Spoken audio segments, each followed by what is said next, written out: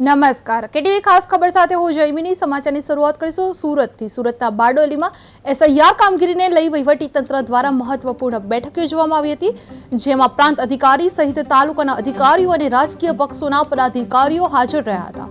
આ કામગીરીમાં આવતા વિસંગત મુદ્દાઓ, ફોર્મ પ્રક્રિયા અને આગળના આયોજન અંગે વિસ્તૃત માર્ગદર્શન આપવામાં આવ્યું હતું। સુરતમાં બારડોલીમાં એસઆઈઆર કામગીરીની બેઠક પ્રાંત અધિકારી જિજ્ઞા પરમારનું માર્ગદર્શન આપવામાં આવ્યું હતું, જે રાજકીય પદાધિકારીઓની હાજરીમાં નોંધાઈ હતી। ફોર્મ પ્રક્રિયા અંગે સમજણ આપવામાં આવી હતી, આગામી આયોજન પર ચર્ચા કરવામાં આવી હતી। જે કામગીરી બેઠક પ્રાંત અધિકારી બેઠક યોજવામાં આવી હતી, જેમાં બારડોલીમાં એસઆઈઆર કામગીરીને લઈને વહીવટી તંત્ર દ્વારા મહત્વપૂર્ણ બેઠક યોજવામાં આવી હતી, જેમાં પ્રાંત અધિકારી સહિત તાલુકાના અધિકારીઓ અને રાજકીય પક્ષોના પદાધિકારીઓ પણ હાજર રહ્યા હતા। કામગીરીમાં આવતા વિસંગત મુદ્દાઓ, ફોર્મ પ્રક્રિયા અને આગળના આયોજન અંગે વિસ્તૃત માર્ગદર્શન આપવામાં આવ્યું હતું। બારડોલીમાં એસઆઈઆર કામગીરીની બેઠક પ્રાંત અધિકારી જિજ્ઞા પરમારનું માર્ગદર્શન આપવામાં આવ્યું હતું, જેમાં રાજકીય પદાધિકારીઓની હાજરી નોંધવામાં આવી હતી, જે ફોર્મ પ્રક્રિયા અંગે સમજણ અપાઈ હતી, આગામી આયોજન પર ચર્ચા પૂર્ણ કરવામાં આવી હતી।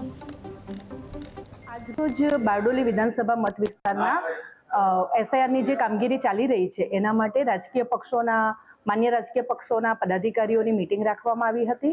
એમને એસઆઈઆરની અત્યાર સુધીની કામગીરી અને ભવિષ્યના આયોજન વિશે માહિતગાર કરવામાં આવેલ છે।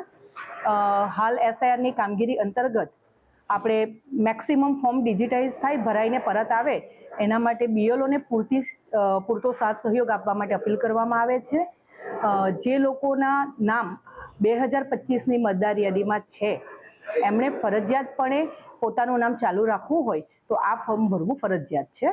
લોકોને અપીલ છે કે આ ઝુંબેશના અંદર